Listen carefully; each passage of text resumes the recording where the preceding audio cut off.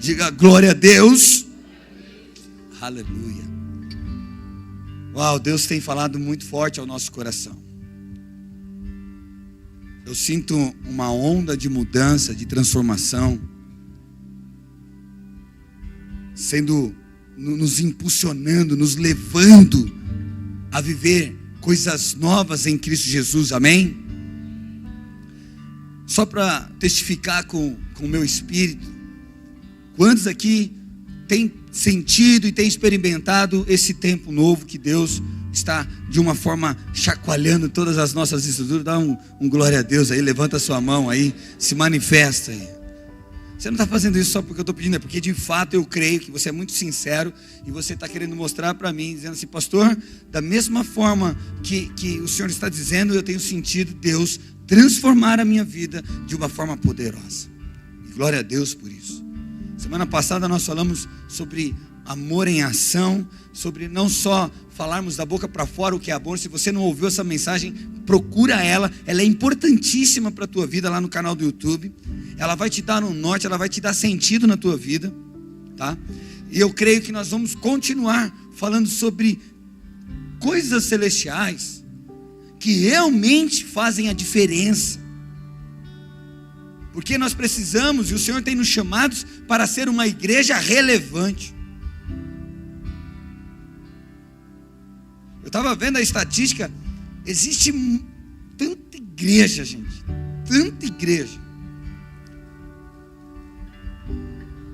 O Senhor disse para não fechar e nem se levantar contra elas. Ele disse assim: olha, quem não ajunta não espalha, deixa esse povo que está falando, se não segue, se não faz direito, não se preocupe com eles. Mas o Senhor nos chama para ser uma igreja relevante. E se você procura uma igreja para alimentar o teu ego, para fazer carinho na tua cabeça e dizer: ai, está tão bonzinho assim, é assim que você tem que ser, olha para você, você tem que vencer, você tem que fazer tudo tem que acontecer em seu favor. Se você está procurando uma igreja onde vai resolver teus problemas conjugais, financeiros, saúde, se você está procurando algo que só olha para dentro de si, de verdade, essa igreja não é esse lugar. Essa igreja faz com que tudo isso aconteça, com que milagres e coisas sobrenaturais aconteçam sobre a tua vida. Mas é uma igreja que entende que existe uma cruz para ser carregada. É a igreja que entende que existe, que tem um processo, existe sacrifício. E o Senhor nos dá graça e força para continuar, porque nós queremos ser uma igreja relevante. Fomos chamados para isso. Sabe, eu tenho uma alegria quando eu ouço de Deus.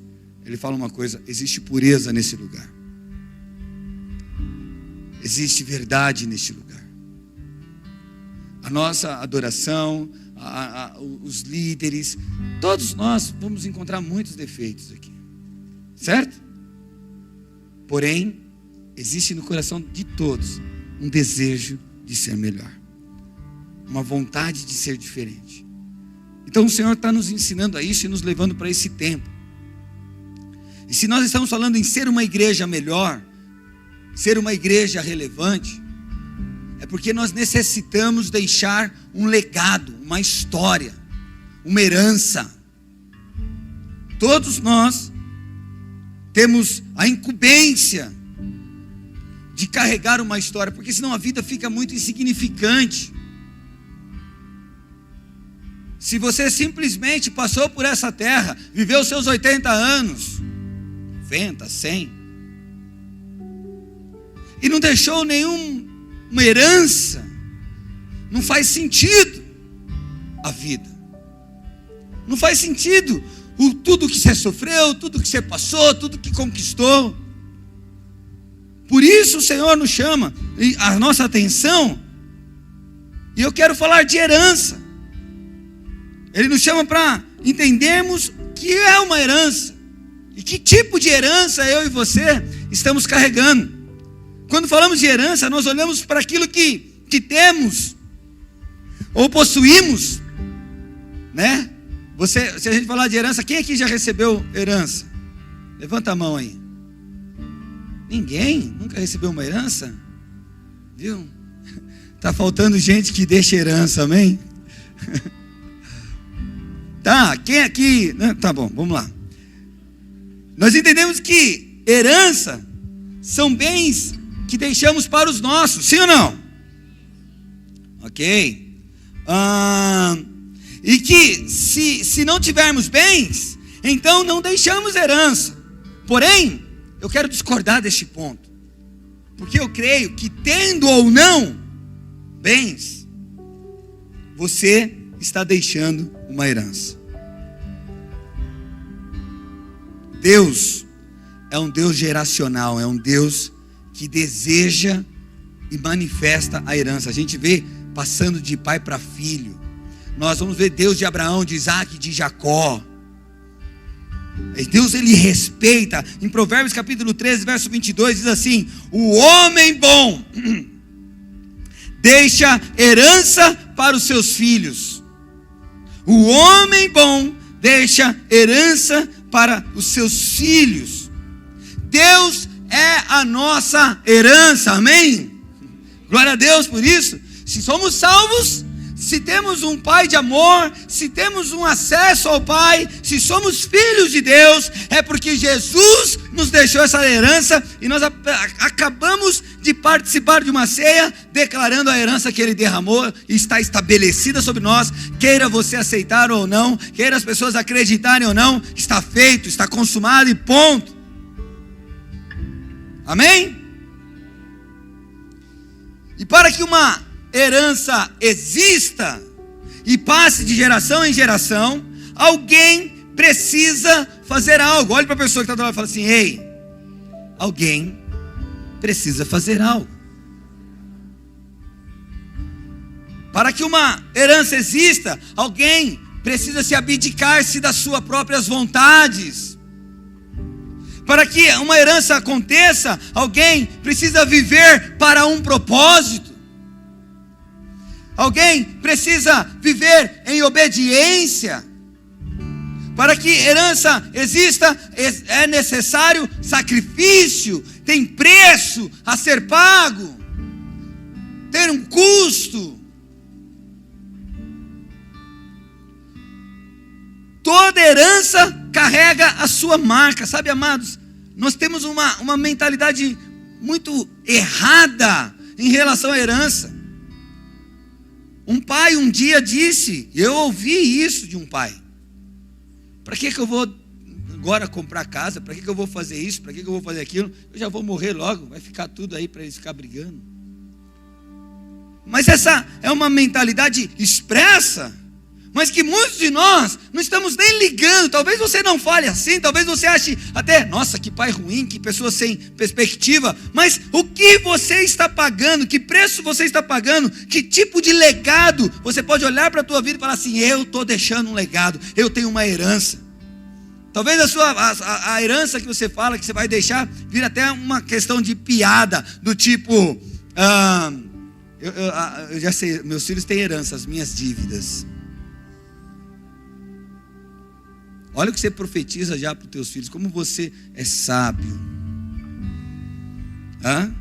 Para mim é uma mente derrotada, para mim é uma mente já vencida, uma mente que o diabo já tomou espaço. Por mais que aceitou Cristo Jesus, ela já tem na vida dela: eu vou ser um devedor para o resto da vida, vou deixar a dívida para os meus filhos.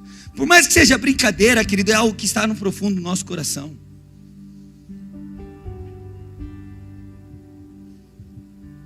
Toda herança carrega uma marca. Então o Senhor nos chamou para deixarmos uma herança para a próxima geração. Você é responsável para carregar uma herança. Existe um legado, existe uma história. Pessoas estão sendo tocadas agora, pessoas estão sendo nesse momento transformadas, pessoas estão mudando a sua vida, porque você está fazendo algo para deixar uma herança para essas pessoas. Amém? Mas podemos deixar uma herança que trará consequências terríveis para as nossas próximas gerações. Da mesma forma, porque você talvez olhe para a tua vida e você fala assim: eu não tenho bens, eu não tenho nada, eu não tenho nenhum valor. Você pode olhar para você, por exemplo, que tipo de herança os seus antepassados deixou para vocês? Qual que é a história que eles deixaram para você? seu avô, seu pai, seu bisavô, seu tataravô. Pastor, eu nem conheço eles, é uma bagunça na minha vida que nem sei se eu tinha isso. Você tem, porque você nasceu, alguém te fez e alguém fez alguém, e aí vai indo assim sucessivamente. Mas eu lembro que algumas heranças da minha família, por não conhecer a Cristo, eu ganhei muita herança do meu pai. Eu queria ser mulherengo igual meu pai. Eu queria ser trapaceiro, igual eu via ele fazer algumas vezes. Algumas eu não concordava com ele, mas eu carreguei. Por exemplo, meu pai era muito agressivo com a minha mãe, por isso que eles separaram quando nós tínhamos 5 anos de idade. E eu não concordava com isso. Fiquei um bom tempo na minha vida pensando assim, não vou ser igual ao meu pai nunca. Abandonou a gente, brigava com a minha mãe, fazia isso e aquilo outro. Ele não tinha Jesus, não quero nem que você pense mal do meu pai, e hoje ele é um homem transformado e tudo renovado na vida dele, mas uma herança ele deixou.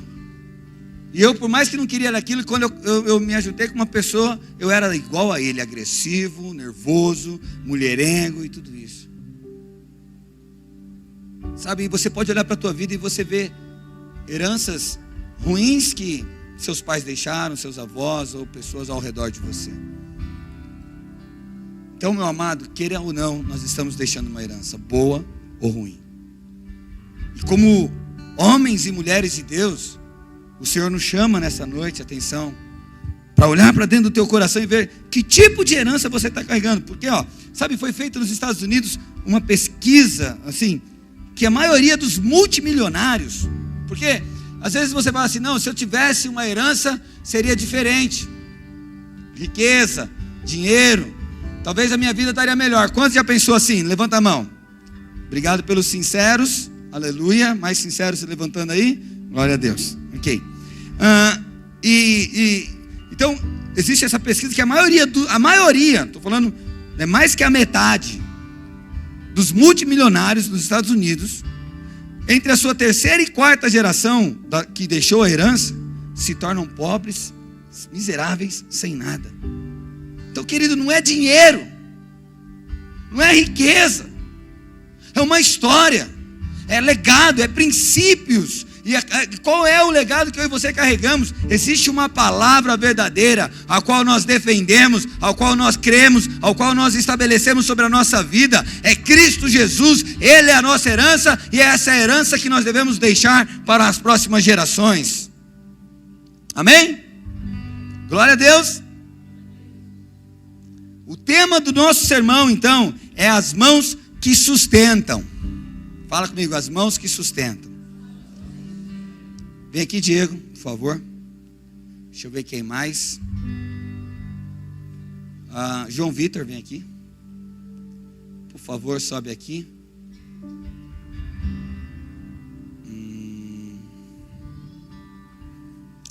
Giovana, vem cá. Por favor. Fica aqui. Você fica aqui, João, no meio. Por favor, atrás de mim. Vocês vão me auxiliar hoje aqui, tudo bem? Amém? Giovana, você vai ficar aqui. Você me auxilia hoje aqui? Isso. Vamos ficar aqui até o final do culto, tá bom? Então podem relaxar. Eles vão ficar olhando, vocês vão sentir o que eu sinto. Não, assim não, também não. Vai ficar assim, postura de soldado, hein? Tá bom? Nem tão relaxado. Bom, abra comigo. Nós vamos aprender hoje 3 histórias. Eles vão representar, cada um vai representar um personagem aqui hoje. Vamos fazer um teatro aqui nesse lugar. Amém? Abra comigo a Bíblia de vocês, Êxodo 17, verso 8, dizendo assim: sucedeu que os amalequitas vieram atacar os israelitas em Refidim. Então Moisés disse a Josué, abaixa só um pouquinho o fundo, tá? Disse a Josué: escolha algum dos nossos homens e lute contra os amalequitas. Olha o que Moisés disse para Josué: escolha algum dos nossos homens e lute contra os amalequitas. Ponto. Amanhã tomarei posição, Moisés, amanhã tomarei posição no alto da colina, com a vara de Deus em minhas mãos. Josué foi então lutar contra os amalequitas. Fala, amalequitas! Conforme Moisés tinha ordenado. Moisés, Arão e Hur porém subiram ao alto da colina. Enquanto Moisés mantinha as mãos erguidas, os israelitas venciam. Quando, porém, os abaixava, os amalequitas venciam. Quando as mãos de Moisés já estavam cansadas, eles pegaram uma pedra e a colocaram debaixo dele para que nela se assentasse. Arão e Hur mantiveram erguidas as mãos de Moisés, um de cada lado, de modo que as mãos permaneciam firmes até o pôr do sol. Josué então derrotou o exército amalequita ao fio da espada. Depois disse o Senhor a Moisés: escreva isso. Olha o que o Senhor está dizendo para Moisés. Preste atenção. Escreva isto num rolo, como um memorial, um decreto, e declare a Josué que farei que os amalequitas sejam esquecidos para sempre debaixo do céu. Moisés então construiu um altar e chamou-lhe: o Senhor é a minha bandeira, e jurou: pelo trono do Senhor, o Senhor fará guerra contra os amalequitas de geração em geração. O que nós lemos nesse texto, aqui há ricos princípios, valores, que vamos extraí-lo para a gente aplicar na nossa vida e começar a entender como alcançar vitória, como deixar um legado de geração em geração. Aqui há princípio de liderança, aqui há princípio de obediência, aqui há princípios de geração em geração, de eternidade em eternidade, do que Deus está fazendo em nossas vidas, amém? O primeiro personagem que nós encontramos aqui é Moisés, que vai ser o nome do Diego, amém? Quem é ele? Muito bem, Moisés. Você sabe quem você vai ser? Então fica aí na sua. Moisés.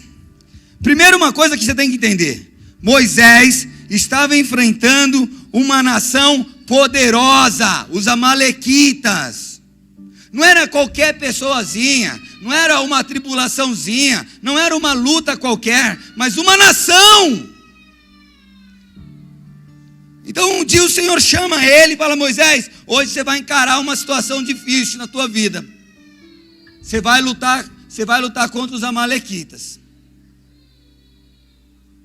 Meu amado, quando Deus te revela algo que você vai passar por uma luta, que você vai passar a enfrentar alguma coisa, uma dificuldade, você já fica assim, ó: ai meu Deus, não tinha aqui uma profecia boa para mim, né? Moisés, ele não ficou com as pernas bambas, mas ele não tinha ideia de como ele ia guerrear, de como ele ia fazer, ele não tinha noção. E como nós, quantas dificuldades se levantam contra as nossas vidas, o nosso dia a dia, as nossas lutas, e nós não temos noção de como enfrentá-las, como guerreá-las. Muitos de nós, diante das dificuldades, desistimos. Quantas vezes você desistiu por causa das lutas que se levantaram contra a tua vida? Quantas vezes você voltou a fazer coisas do teu jeito, da tua maneira, errada, no seu padrão? Mas Moisés não. Moisés não desistiu. Quantas vezes as coisas aconteceram na sua vida e você disse assim até: isso é vontade de Deus, porque Deus é soberano. Posso falar uma coisa, amado? Deus não deseja o mal para ninguém. Deus não deseja separação, Deus não deseja acidente, Deus não deseja morte, Deus não deseja nada dessas coisas. E todas essas coisas que acontecem de ruim nas nossas vidas são por escolhas humanas e vontade da carne. Alguém errou. Alguém não cumpriu o papel. Alguém não deixou um legado. Alguém não deixou uma herança. Por isso que é difícil. Estão comigo? O negócio vai esquentar aqui, amém? Glória a Deus. Vocês querem que esquenta? Dá um glória aí. Dá um aleluia. Sabe, Moisés, ele dá uma instrução rara aqui. Porque quem é Moisés primeiro? Era um príncipe no Egito, um hebreu, que virou um príncipe, abriu mão de toda a riqueza, a glória do castelo, para ser como uns dos judeus, dos hebreus daquela época. Ele então é chamado por Deus para ser o libertador. E aí, a partir de então, Moisés é voz de Deus na terra, e direcionando o povo a viver aquilo que Deus tinha para eles. Nesse processo todo, até então, Moisés dá a cara a tapa. Moisés enfrenta as coisas. Moisés vai na frente, lutando, encarando o faraó. E depois que ele passa pelo mar, que ele entra no deserto, agora ele vai encarar um exército diferente. E agora Moisés toma uma decisão diferente. Ele recebe algo de Deus, ele recebe um comando de Deus, e ele chama Josué. Josué, vem cá. Existe uma guerra. Ajunta o exército aí, ajunta todo o povo, e vamos para a guerra. Essa guerra, Josué, eu não sei se você vai vencer, eu não sei se vocês vão voltar, eu não sei se vocês vão ver suas famílias novamente, mas existe uma guerra agora para ser feita. Existe um processo. Ele está arriscando a sua própria vida e a vida de todo o exército, sem saber se ele voltaria. Ok? E quão difícil, queridos, é a gente pedir para alguém ir a um lugar onde ele possa perder a sua própria vida. Sabe, às vezes nós estamos aqui na igreja e nós estamos falando, direcionando vocês a viver coisas. E quantos de vocês têm medo? Quantos de vocês não querem pôr a vida de vocês em risco diante de uma palavra de Deus? Tem dúvida? Tem questionamentos no teu coração? Sabe, é quando eu olho para você e aí Deus direciona você a falar assim, olha, não é, agora é não para essa situação. E aí a sua vontade, o seu desejo, a carne quer, e você, não, mas o pastor não está entendendo, ele não conhece a minha vida, ele não sabe o que eu estou sentindo, ele não sabe os valores que eu carrego aqui dentro, ele não sabe o que eu estou passando. Mas você tem é difícil eu virar para você e falar, olha, faça assim, quando seu marido brigar com você, ame ele, demonstre amor, demonstre paciência. Aí você vai para a tua casa e na hora que você está lá na luta, na dificuldade, você fala, não, o pastor não está aqui, como que ele quer que eu tenha paciência com essa pessoa? É difícil a gente falar isso, é difícil nós falarmos assim para vocês, confia, meu Deus está fazendo as coisas na nossa vida, Deus está nos transformando, espera, continua fazendo bem, continua carregando esse legado para nós passarmos essa herança, continue sendo esse agente transformador. Ô jovens, sabe, não entrega seus corpos à promiscuidade, sabe, para de parecer com o mundo, de ser igual ao mundo, o mundo está atraindo vocês, nós estamos falando, ei, sai fora disso. Como é difícil. Pare de ser consumista, pare de querer comprar tudo, pare de achar que você precisa ter uma boa roupa, bom carro, tudo isso para que você se sinta amado, para que você se sinta importante, sabe, são lutas que para nós, como líderes, passamos para vocês e a gente olha na cara de vocês assim, não vou fazer isso que você está falando não, você está louco, você está querendo controlar a minha vida. Sabe, eu imagino Moisés falando com Josué, e ele fala para Josué assim, seguinte, você vai para a guerra, e não sabemos se vai dar certo para você voltar ou não, mas você vai para a guerra. Até aqui, tudo bem. Mas eu imagino Josué perguntando para Moisés, e você, Moisés, vai comigo para a guerra? Hein, Moisés, você vai comigo para a guerra? Sabe o que Moisés responde? Não, Moisés. Moisés responde assim, não. Você vai lá para a guerra e eu vou ficar aqui orando. Hein? Como que isso soa no teu coração? É o seguinte, irmã. Você vai para a guerra e é para te ajudar, eu vou só orar, tá bom? Por você hoje. Tem a sua casa, tem sua família, tem seus problemas. Amanhã o banco está te ligando para cobrar. E a única coisa que eu vou fazer por você é que eu vou ficar aqui orando por você, como teu líder.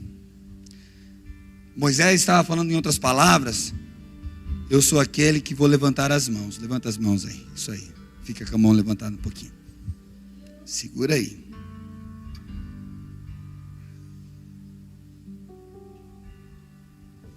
Enquanto vocês estiverem enfrentando a morte, eu vou estar aqui orando, tudo bem? Sabe, talvez você pense, não pode ser que você quer que eu vá para a guerra e você vai ficar aqui orando.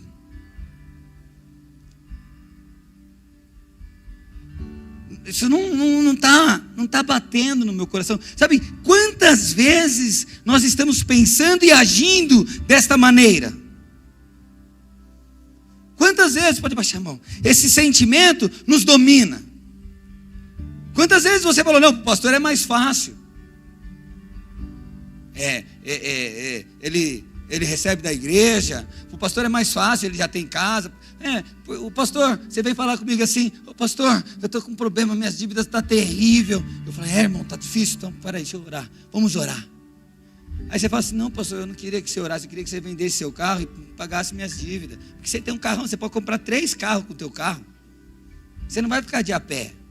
Sabe quantas vezes nós estamos dizendo assim, pastor, vem comigo no sofrimento. Vem comigo na guerra. Não, querido, a guerra é sua.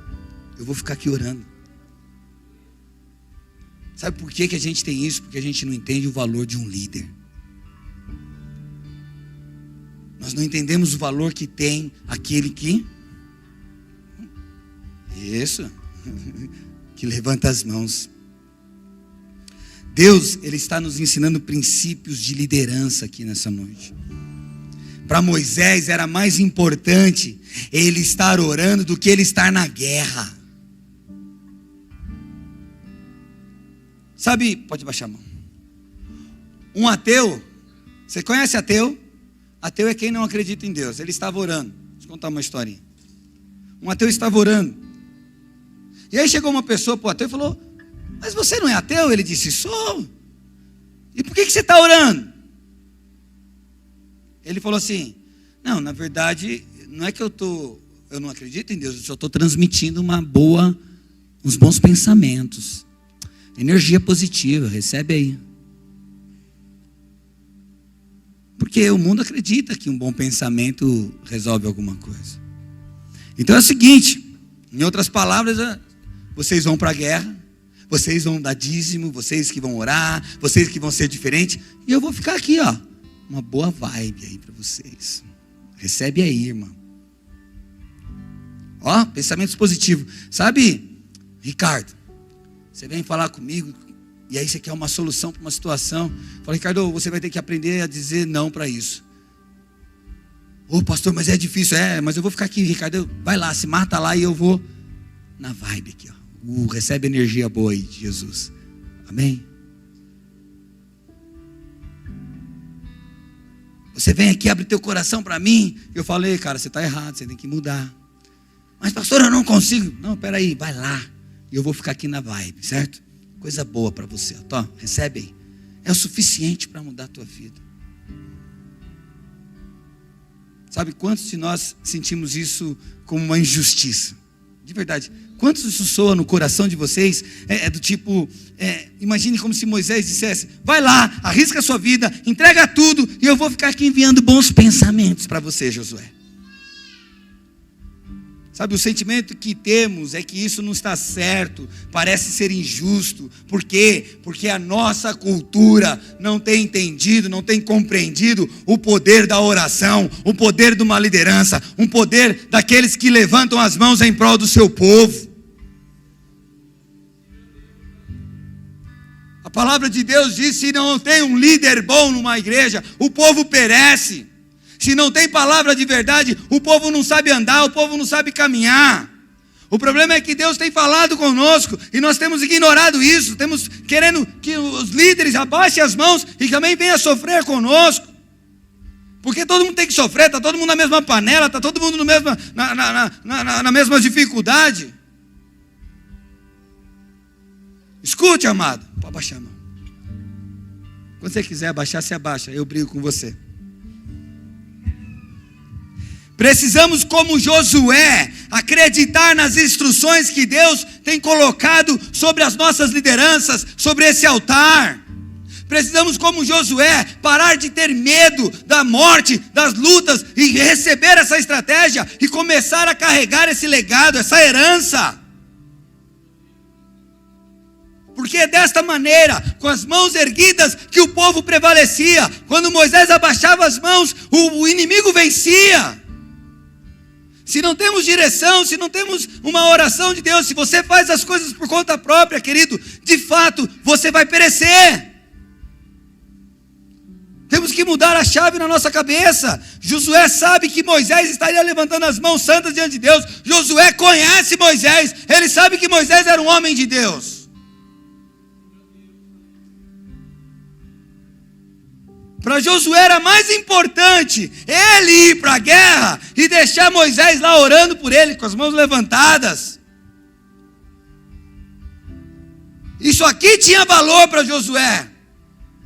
Porque é isso que o fortalecia, é isso que o deixava forte. E meu amado e minha amada, se vocês não entenderem isso, vocês não vão vencer guerras. Enquanto vocês olharem com indignação para a liderança de vocês, do jeito que eles tinham que sofrer como vocês não vão vencer. Ao contrário, vocês têm que ouvir deles. Então, o papel de um líder é de orar para que o Senhor dê vitória, é de buscar estratégias. Moisés levantava as mãos aos céus, e todos nós, como Moisés, também devemos levantar as mãos aos céus e ajudar os próximos. Você pode aplaudir a Jesus por isso?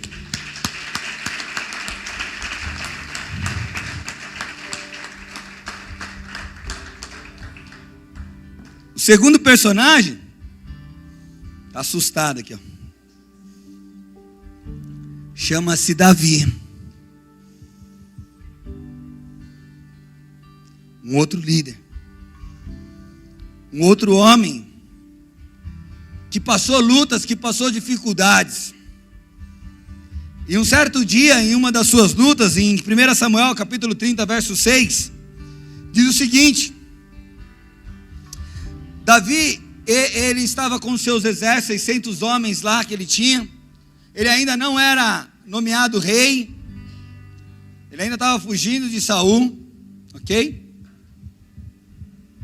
Eu não sei se eu estou certo no que eu estou falando. Depois eu corrijo isso. Estou certo? Amém. Obrigado, Dudu. E Davi, eles saem para uma peleja, para uma batalha. Quando eles voltam, a aldeia onde Davi morava, onde Davi estava estabelecido com a família dele e a família de todos os soldados dele, está destruída, foi destruída e massacrada pelos amalequitas. Fala, amalequitas! Em 1 Samuel 36, então, ele narra essa história dizendo assim: Davi ficou muito aflito, pois os homens estavam amargurados por terem perdido seus filhos e suas filhas, e começaram a falar em apedrejá-lo. Mas Davi encontrou forças no Senhor, o seu Deus. Deixa eu te falar algo, querido. Aqueles que eram leais a Davi, aqueles que eram fiéis a Davi, quando viram a situação, quando viu a história, viu que seus parentes, seus bens, seus filhos não estavam lá, falou: peraí, esse homem que está nos guiando, esse homem que é o nosso líder, olha o que ele proporcionou para nós. Uma coisa que eu quero falar para você, como eu disse, para deixar uma herança, um legado, uma história, querido, nós vamos correr riscos, amém? Nós vamos passar por processos difíceis, onde pessoas que nos amamos se levantarão contra nós. Mas Davi não levanta no seu coração uma questão pessoal. Ele não levanta no seu coração tipo: olha, eu estou te ajudando e você está batendo em mim, eu estou te ajudando e você está reclamando de mim, eu estou te ajudando e você está falando mal de mim. Davi não faz isso. Davi, da mesma forma que Moisés levantava as mãos, Davi agora levanta as mãos aos céus. Ele vai consultar o Senhor, ele vai buscar o Senhor, porque um líder conhece um caminho, ele sabe que tem que levantar as mãos aos céus, e só com as mãos para os céus nós vamos mudar a história. Quantas vezes, amados, se você souber, sabe que aqueles que te amam, aqueles que você tem ajudado, tem se levantado, agora eles tramam contra você, estão ali postos a te apedrejar, te matar até a morte, porque você falou algo e não deu certo, algo de ruim aconteceu. E sabe, amado, quantos de nós fugiríamos dessa situação? Quantas vezes você tem fugido disso? Com medo das pedras, com medo do que vão falar de você, do que vão pensar. Quantas vezes nós escolhemos o caminho de fugir daquilo que devemos encarar? Quantas vezes você está fugindo dos seus problemas? Você foge dando chilique, você foge mentindo, você foge enganando a si mesmo. Mas Davi não, ele levanta as mãos aos céus. Pode abaixar, Moisés, a mão. Davi fica com a mão levantada. Davi está pronto a ser apedrejado pelo seu próprio exército. Em 1 Samuel 37 vem a resposta. Então disse ao sacerdote Abiatar, Davi disse a ele: traga-me o colete sacerdotal. E Abiatar, filho de Ameleque, o trouxe a Davi e perguntou ao Senhor. Davi orou, levantou as mãos aos céus: devo prosseguir esse bando de saqueadores? Fala comigo, bando de saqueadores. Conseguirei apanhá-los? E o Senhor lhe respondeu: sim, vá atrás deles, certamente conseguirá recuperar tudo o que foi tomado de vocês. Sabe? Então Davi, ele levanta as mãos aos céus, e de vez fugir pela porta do fundo, Davi sai pela porta da frente, aonde homens estão com as pedras prontas para apontá-lo, para acusá-lo, para condená-lo, para julgá-lo. Mas ele tem uma palavra, ele tem uma direção de Deus. Ele é um homem que levanta as mãos para os céus. Ele sabe levantar as mãos, ele sabe dar sustento, as mãos que sustentam a vida nossa. E sabe o que Davi faz? Ele olha para todos esses homens, ele sai para fora e fala assim: eu não sei vocês, mas eu estou indo buscar a minha família, eu estou indo buscar os meus filhos. Ele encara a situação, ele confia na palavra. Quantos de nós não confiamos na palavra, duvidamos na palavra, na hora H nós fazemos vergonha? Se o Senhor te chamou para ser luz, você tem que ser luz. Se o Senhor chamou para você ser santo, você precisa ser santo. Se o Senhor te chamou para ser bênção, você precisa ser bênção. Que comunhão tem as trevas com a luz, amados? Estamos fugindo. É por isso que você não vê vitória na tua vida. É por isso que você não vê o Senhor agindo na tua vida. Não é porque Deus está magoado com você, está bravo, está alguma coisa que não, ou não foi com a tua cara. É que de vez você encarar, de vez você levantar as mãos para os céus, de vez você ter uma herança, um legado, uma história para passar, você está fugindo pelas portas do fundo. Você está questionando por que os outros não sofrem como você. Nós precisamos desconectar nossa mente disso e começar a acreditar naquilo que Deus está colocando sobre as nossas vidas. Posso ouvir um amém? Sabe o que Davi gera no meio disso? Quando ele encarou o problema, ele encoraja aqueles 600 homens a caminhar com ele. E ele vai e tem vitória, amados. Ele conquista, ele resgata suas esposas, seus filhos e sua herança. Pode baixar a mão, Davi. Agora nós vamos para o terceiro personagem. Você sabe quem você é? Não? Giovana. Ela é a Esther. Já ouviu falar da rainha Esther? Nós temos então Moisés que levanta as mãos, Davi que levanta as mãos, e agora nós temos a Esther. A Esther, ela foi levantada por Deus para ser esposa do rei Xerxes. Ok?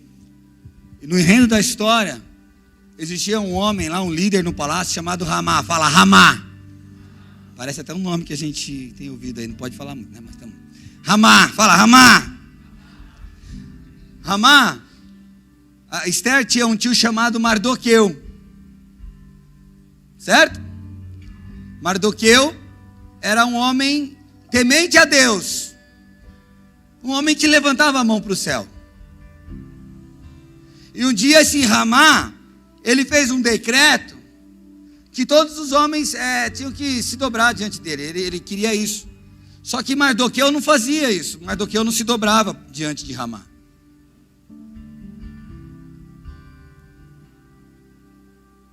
E por isso, encheu o coração do Ramá de ira e ele fez um outro decreto. Agora esse decreto dizia assim, que todo judeu na terra do rei Xerxes ia ser aniquilado e morto. Mardoqueu sabe o que ele faz? Ele manda um recado para Esther. Esther, Deus te trouxe aqui, Esther. Deus te colocou nesse lugar, Esther. Tem alguma Esther aí? Tem algum Davi aí? Tem algum Moisés aí? E é o seguinte, Esther, Ramá, você precisa falar com o rei sobre Ramá. Você precisa entrar na presença do rei. E quando a Esther recebe essa notícia, ela treme. Ela fica com medo. Sabe por quê? Porque ela sabia das consequências que é entrar diante de um rei sem ser chamado. E ela manda um recado para Mardoqueu. Ela fala, Mardoqueu, mas se eu for, com certeza o rei me matará. Mardoqueu manda um outro recado para Esther, e ele fala assim, foi para isso que Deus te colocou aí. Deus te estabeleceu nesse lugar, para você interceder pelo povo, para você levantar as mãos aos céus, Esther. Isso aí, fica a mão erguida aí. Esther então aceita o chamado, entende que ela foi chamada para isso, para fazer a diferença, e ela agora resolve então levantar as mãos santas diante de Deus. Esther capítulo 4, verso 16 diz assim, ó, vá e reúna todos os judeus de Suzã e jejuem por mim. Esther está falando para Mardoqueu isso, para que ele faça isso. Não comam nem bebam durante 3 dias e 3 noites. Minhas criadas e eu faremos o mesmo. Depois irei à presença do rei, mesmo que seja contra a lei. E se eu tiver de morrer, então eu morrerei. O povo de manhã estava mais empolgado. Eles entenderam a mensagem.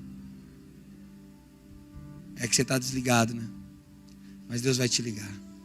Sabe o que ele está dizendo aqui? A Esther está falando. Não importa o preço. Você já viu esse ditado? Se tiver que morrer, então morramos. Quantos aqui estão tentando preservar a vida e na verdade está só morrendo? Sabe, o que mudou na tua vida até hoje, querido? Você olha para você e se não tiver uma herança, não tiver um legado, o que é? Você acha que o dinheiro é o problema seu? Você acha que a sua solução na tua vida é dinheiro?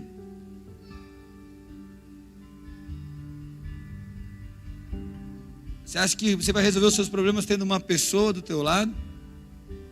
Você acha que você vai resolver seus problemas com que os conflitos todos que estão ao redor de você desapareçam? Não tenha mais dificuldades, não tenha mais lutas? Sabe o que você está dizendo? Olha, Cristo, eu quero todas as bênçãos suas, mas morrer por ti eu não quero. Porque eu não acredito nisso. Deus está falando com você, amado. O que você está esperando da tua vida? Sabe, chega de um evangelho egoísta. Chega de um evangelho onde você é o centro das coisas, onde tudo tem que acontecer do teu jeito, da tua maneira. Nós não fomos chamados para ser do nosso jeito, nós somos chamados para sermos transformados de glória em glória. De vitória em vitória.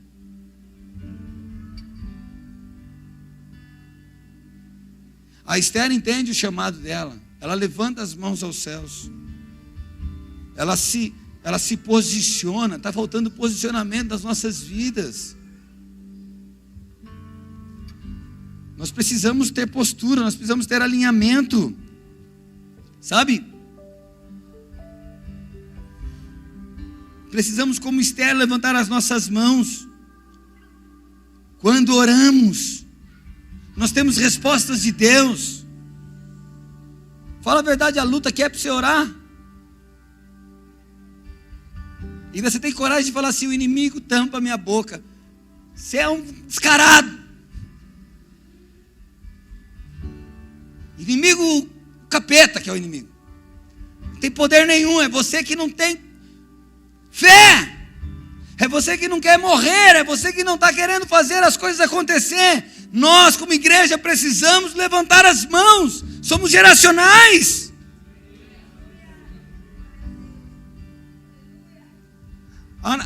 O povo de Amaleque era uma nação poderosa. Era uma nação forte.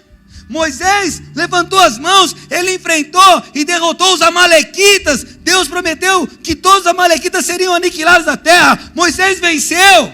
A sua outra geração, Davi, levanta as mãos e contra agora os amalequitas, e ele o derrota, e ele vence. Esther também levanta as mãos, e Ramá era um amalequita também.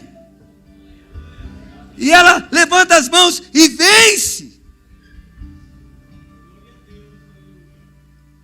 Nós temos que entender que o inimigo, ele não muda a estratégia, ele não muda os planos, ele é o mesmo.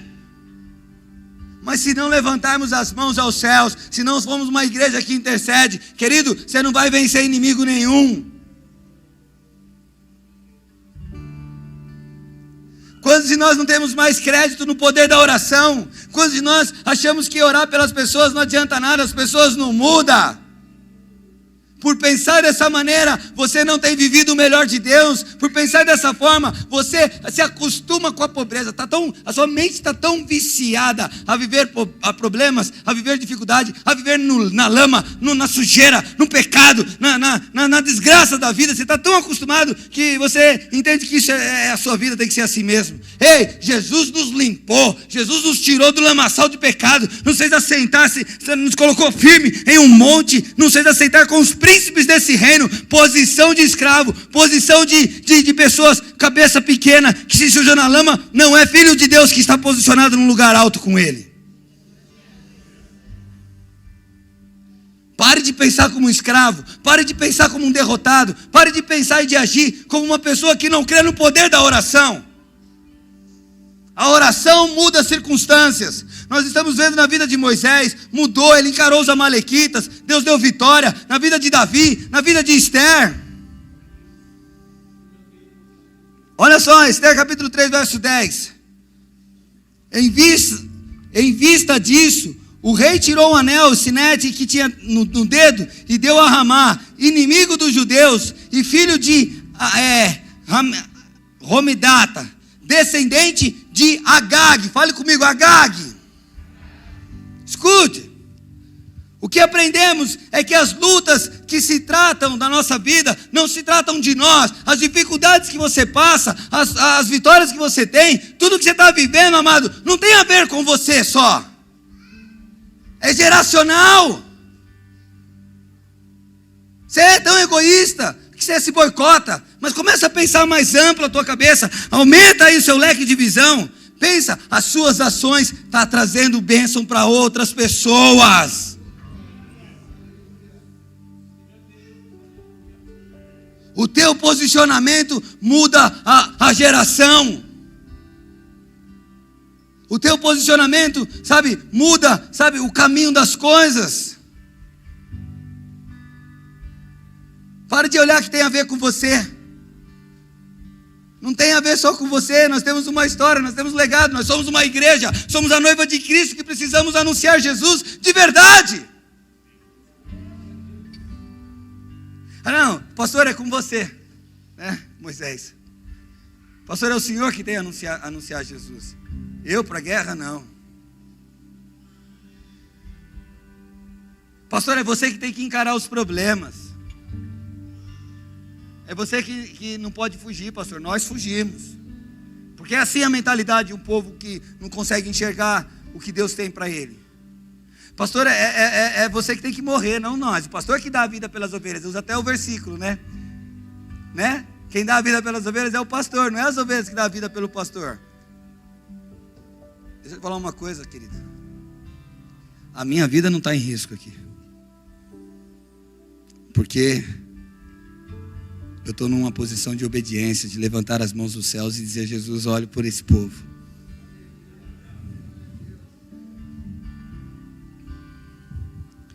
Moisés luta contra uma nação poderosa. Fala, nação poderosa.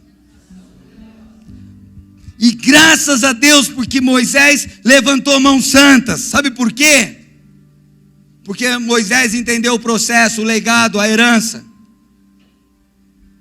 Quando foi geracional, chegou no Davi, os mesmos amalequitas já não eram mais uma nação. Os problemas diminuíram. Era um bando de rebelde. Não tinha mais tanta força. Por quê? Porque alguém levantou as mãos aqui. Chegou aqui mais fraco. Chegou aqui como um bando de rebelde. Se não levantarmos a mão, os inimigos vão ganhar força. Porque Davi levantou as mãos e glorificou a Deus e teve estratégia para enfrentar esse bando de rebelde. Quando chega aqui, Esther, é apenas um homem.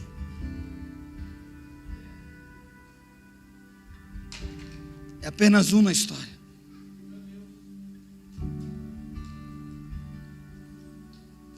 Isso significa que as lutas e derrotas que vamos passar terão influência de geração em geração, terão influências nos seus filhos, nos seus netos, na sua família, nos seus parentes, em pessoas que estão ao redor de você. A luta que nós enfrentamos, as mãos que levantamos, os sacrifícios que passamos, está influenciando, está moldando a casa, está mudando as pessoas ao redor de você. Não tem a ver só com você, querido.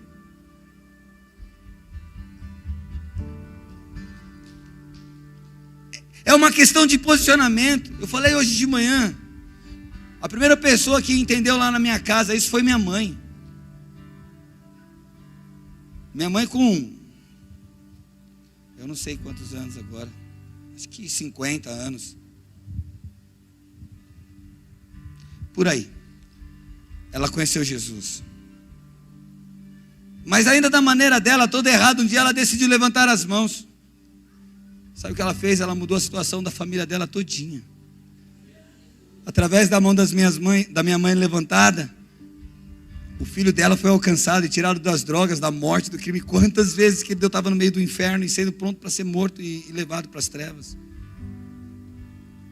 Mas alguém levantou as mãos e fez a diferença.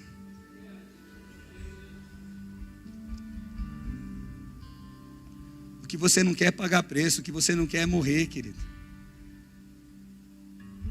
Que você quer tudo de mão beijada, filho mimado.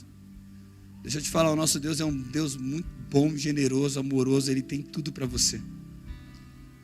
E o mínimo que nós podemos fazer é acreditar naquilo que Ele tem falado ao nosso coração. Obediência. Posso ouvir um amém? Posso ouvir um glória a Deus? Por quê, amado? Porque cada luta que Moisés enfrentou, passou, cada vez que ele levantou as mãos aos céus, ele mostrou para a próxima geração: existe um Deus vivo e poderoso que ouve a oração dos teus filhos. Existe um Deus de milagres, porque quando Davi olhava, ia para o quarto orar, eu tenho certeza que as histórias de Moisés, os contos de Moisés, subiam ao coração de Davi. E Davi falava: como o Senhor fez a Moisés, faz comigo, livra o teu filho. Da mesma forma, sabe, Esther olhou para aquilo que Davi fez, pelos atos, pela bravura, e nela ela se encheu de coragem e falou: eu também, como Davi, que encarou o exército, que encarou Golias, eu não vou abaixar minha guarda, eu não vou abrir mão da minha santidade, da minha vida de honestidade, da minha vida de servir ao Senhor, por causa de dificuldades, por causa de lutas, por causa de problemas que estão acontecendo, por causa que o inimigo se levanta. Eu também levantarei a minha mão e me posicionarei. Porque as vitórias vão mostrar o Deus poderoso que nós servimos. Os seus filhos têm que enxergar Deus através de você. Não só de você falar, mas olha para a minha vida e vê como Deus é grande na minha vida. E assim será na sua.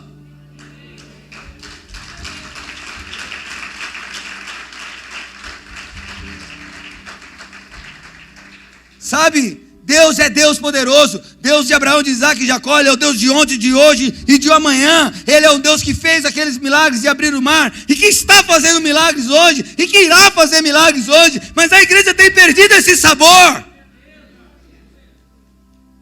A igreja tem sido desencorajada. Sabe por quê? Porque não tem aqueles que levantam as mãos.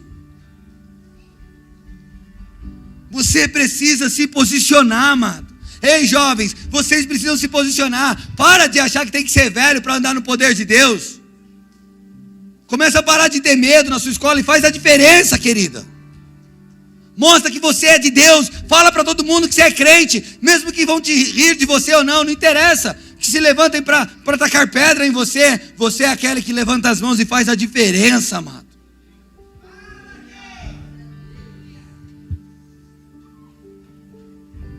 Mas uma coisa triste acontece aqui nessa história.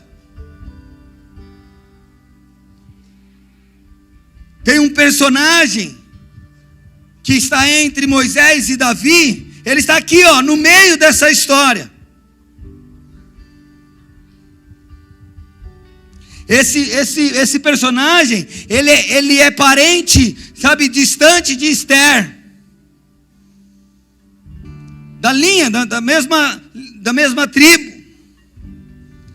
Um personagem aqui que não entendeu o propósito de levantar as mãos, que não entendeu o propósito. Sabe por quê? Nós acreditamos que por não levantar as mãos não vai acontecer nada nas próximas gerações. Presta atenção aqui, vem comigo, escuta isso aqui, ó. O nome desse personagem é Saul. Você já ouviu falar? Rei Saul? O rei Saul é levantado rei por Deus. Deus escolhe ele, coloca propósito na mão dele. Deus te escolheu, meu amado. Deus te chamou pelo teu nome, sim ou não? Sim. Claro que chamou, todos nós. Todos nós temos um chamado. E a primeira missão do rei Saul era destruir, sabe quem? Os amalequitas. A primeira ação que Saul tinha que fazer era destruir os amalequitas quando eles foram guerrear contra a cidade dos amalequitas. Sabe o que Saul faz? Sabe o que Saul faz? Ele destrói, ele tem a vitória, mas ele poupa um homem. Quem que ele poupa? Alguém sabe? Rei Agag. De quem que Ramã era tataraneto? Do rei Agag, querido. Talvez você está olhando assim para a tua vida e fala assim, se eu não fizer, não tem problema não, mas tem o Theo na história de vocês. Tem o filho do Theo, que eu acho que quando a gente traz para mais perto, a gente vai começar a enxergar. Sabe, teus filhos estão olhando hoje para você, você sabe quantas coisas você fez, que como Saul, você poupou, eliminar alguns amalequitas da sua vida, e quantos problemas trouxeram hoje para eles. A gente acha que é só com a gente suporta, a gente pode ter até uma mentalidade, mas quando começamos a olhar que é geracional o negócio, querido,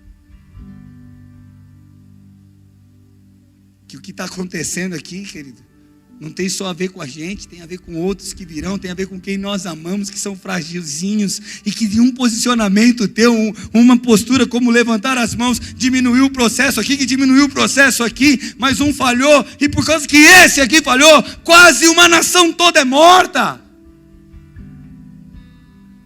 Sabe, as pessoas estão brincando com o inferno, querido. E se Esther decide ao contrário? As pessoas fletam com céus e inferno.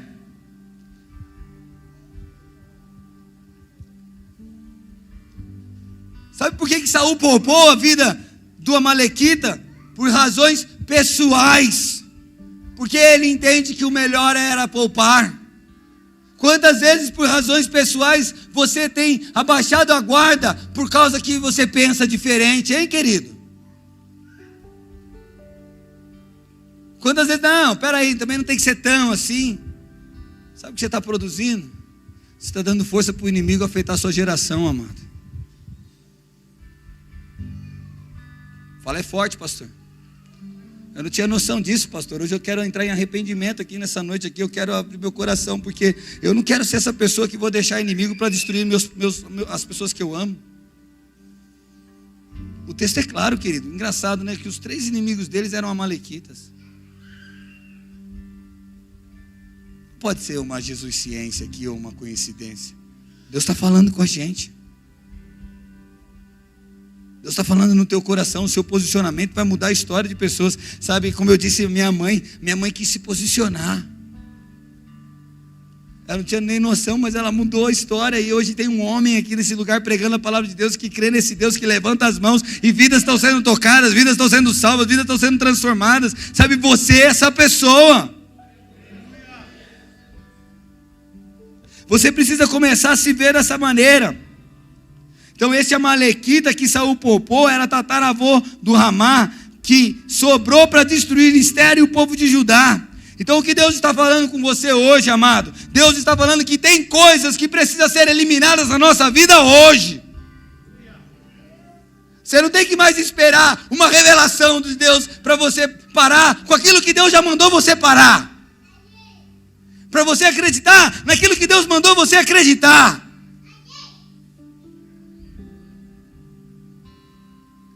Sabe, Deus está chamando a igreja. Ei, jovens, parem de brincar com o inferno. Parem de deixar o inimigo prevalecer. Parem de deixar o inimigo ganhar vantagem. Se nós podemos eliminar ele aqui, vamos eliminá-lo. Não vamos deixar chegar aqui, não.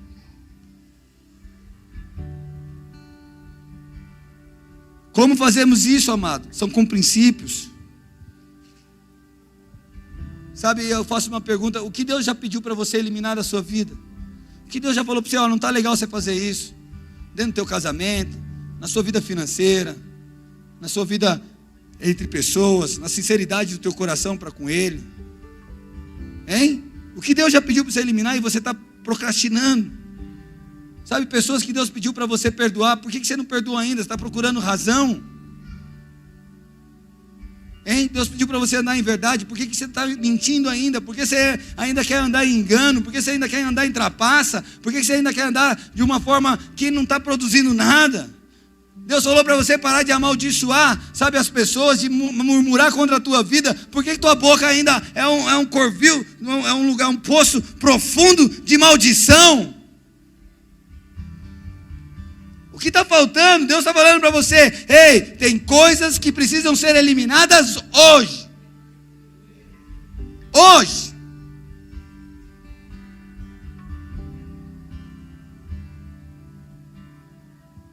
É um legado.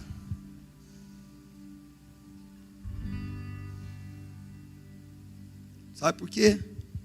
Porque teus filhos, teus netos, os teus bisnetos, os teus tataranetos vão precisar dessa sua mão levantada hoje, querido.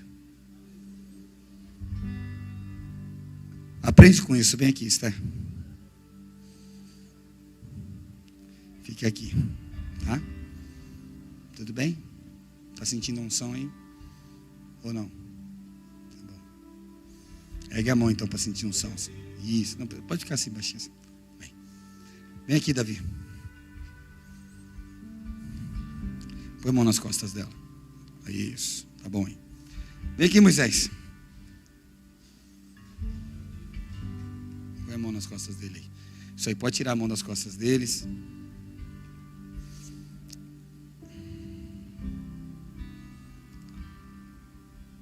A gente precisa entender esse princípio para nunca mais esquecer. Se nós somos uma igreja geracional, uma igreja que tem um legado, que tem um chamado e crê num Deus Todo-Poderoso, sabemos que tem um inimigo que tem roubado as pessoas, destruído as pessoas, e nós se indignamos contra isso e não queremos que isso aconteça. Buscamos o melhor para Deus. Deixa eu te falar, Deus tem o melhor para você. Então nós somos uma Esther. que levanta as mãos aos céus para buscar estratégia de Deus, direção de Deus, para ouvir de Deus, para enfrentar a vida. Porque se você não tiver uma vida de oração e não conhecer seu Deus verdadeiro, dificilmente, como Esther morreu, você vai morrer em prol de Jesus. O que Esther não sabia é que enquanto ela estava com a mão levantada, e ela não passava na cabeça dela, existia um Davi, que atrás da Esther, segurava os braços dela quando ficasse cansado. E o que Davi não sabia é que para ele vencer aqueles bandos de rebeldes amalequitas, existia um Moisés, que apoiava o braço dele também, para que ele não ficasse cansado. Você entende o processo, querido? E você é aquele que vai apoiar o braço de alguém, você não pode falhar.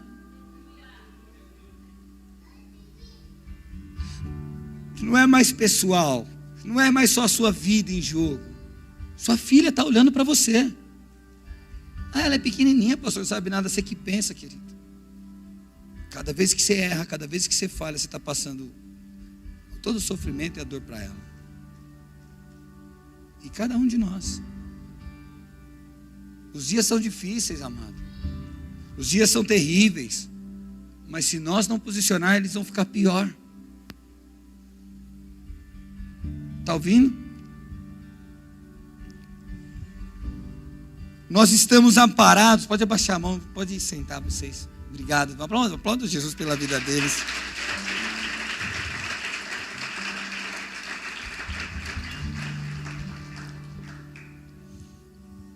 Talvez você não tenha alguém que faça isso por você ou fez isso por você. E de fato você não tem que ficar chorando e falar, mas ninguém fez isso. Seja o pioneiro, como Moisés.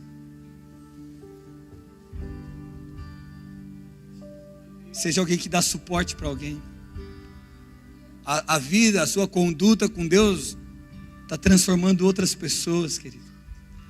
Nós não temos noção do alcance que teremos, mas na glória um dia você vai ver pessoas dizendo para você, obrigado porque você orou, obrigado porque você lutou contra os seus erros, mudando o teu caráter, mudando a maneira de ser, sendo uma pessoa diferente, obrigado.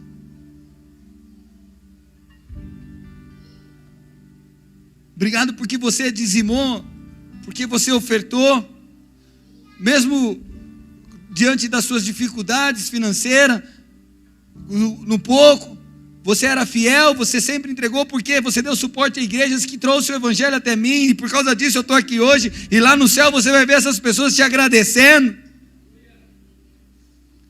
Talvez você não tenha valor, ou não tenha noção do valor que tem a sua oração, que tem uma lágrima sua, que tem um momento que você entra nesse culto, e adora o Senhor e deixa suas lágrimas rolar e mostra para as lideranças desse culto, ei, nós estamos aqui, pastor, caminhando, dando suporte um para o outro. Uma coisa que Deus tratou no meu coração nesses dias e que eu jamais imaginava que ia acontecer, é que meus braços ficaram cansados e eu não estava tendo suporte, não estava tendo um arã, um ur, que colocasse uma pedra embaixo dos meus braços e falar, pastor, vamos lá, vamos erguer suas mãos, porque é a mão do pastor erguida que o povo prevalecia. Então, quando você erra, amado, na tua casa, quando você é grosso com a tua mulher, quando você não está nem aí, que você senta nesse lugar, entra no ouvido e sai no outro, você está contribuindo para que os amalequitas continuem prevalecendo. Você não está dando suporte. Você precisa entender teu lugar, você precisa entender teu propósito. Você não é um esquenta-banco aqui, amado. Você não é um palhaço de plateia que está aqui para ficar sorrindo para as pessoas. Você está fazendo a diferença nesse lugar.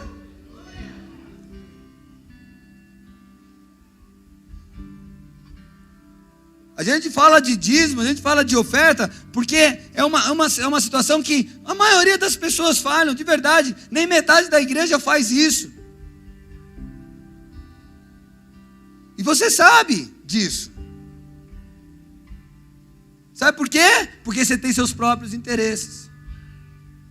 Porque você tem medo de arriscar e ver o que Deus pode fazer na sua vida.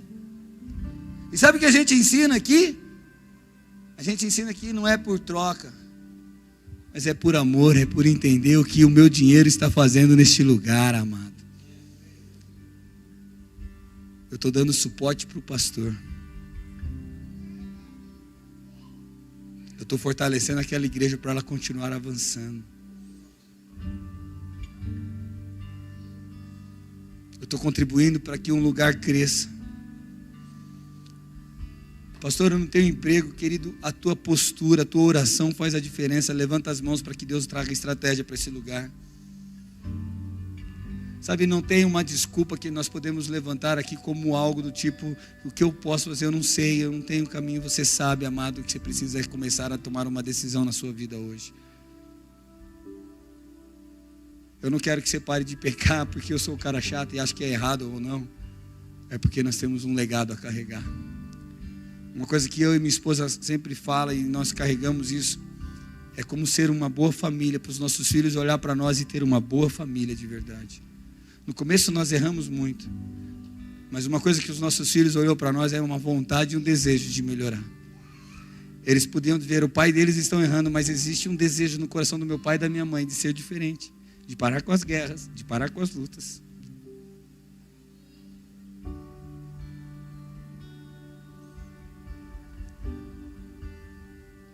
Talvez você não lembre das brigas dos seus pais.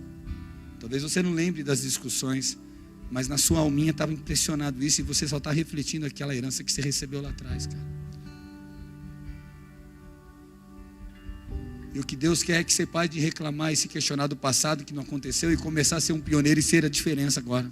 Ser luz nessa terra. Ser sal nessa terra.